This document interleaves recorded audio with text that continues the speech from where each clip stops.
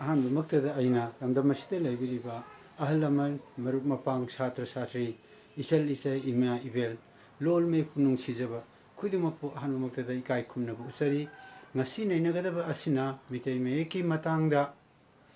ꯑꯥꯇꯞ ꯑꯁꯤꯅ ꯃꯄꯨꯡ ꯃꯌꯦꯛ ꯇꯣꯉꯥꯟ ꯇꯣꯉꯥꯟꯕ ꯁꯔꯨꯛꯁꯤꯡꯗ ꯇꯞꯄꯒꯤ ꯑꯅꯤꯁꯨꯕ ꯁꯔꯨꯛꯅꯤ ꯑꯍꯥꯟꯕꯒꯤ ꯃꯇꯨꯡꯗ ꯉꯁꯤꯒꯤꯁꯤꯅ ꯑꯅꯤꯁꯨꯕ ꯁꯔꯨꯛꯅꯤ ꯑꯗꯨꯗꯤ ꯑꯩ ꯃꯊꯪ ꯍꯥꯏꯗꯖꯔꯛꯀꯦ ꯍꯧꯖꯤꯛ ꯏꯪꯂꯤꯁꯇꯁꯨ ꯏꯗꯨꯅ ꯂꯩꯔꯦ ꯑꯗꯨꯗꯤ ꯌꯦꯡꯕꯤꯌꯨ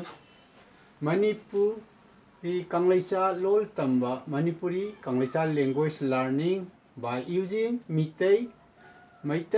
MAYEK alphabet secondary symbol Aatap's character Makha Satharakpani Latam 6-2 gi 6-1 ahanbada loigre lesson number 6-2 Makha Satharakpa continues lesson number 6-2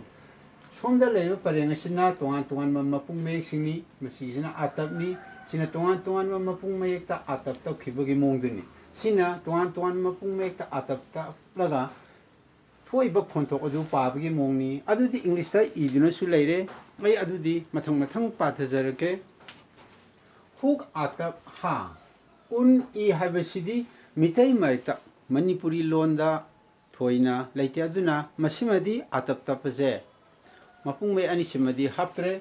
makhading view pham atap pha atia atap a go atap ga zil atap za rai atap ra ba atap ba zil atap za dil atap da ghu atap gha dhau atap dha Bham atap bha adugo masomda leiribsina pabagi mongdani pathajarake english ta ju iduna leire hu atap ha pham atap pha atya atap a go atap ga jam atap ja rai atap ra ba atap ba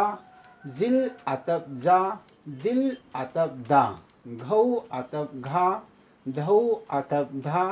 bham atap bha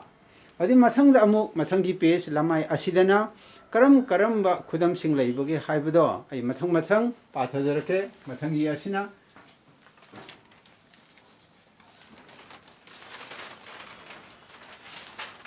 adudi sida mu yengsi yoje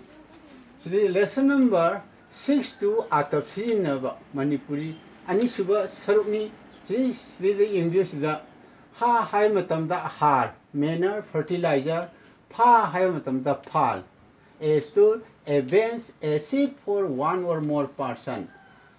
a hai matamda ada lapna leba persons far away mathangda imu ga hai matamda gari mai khudamje vehicle any land conveyance mathangda jaha hai matamda jhal a kind of musical instrument ra hai matamda rasi sign of the zodiac ba hai matamda baltin bucket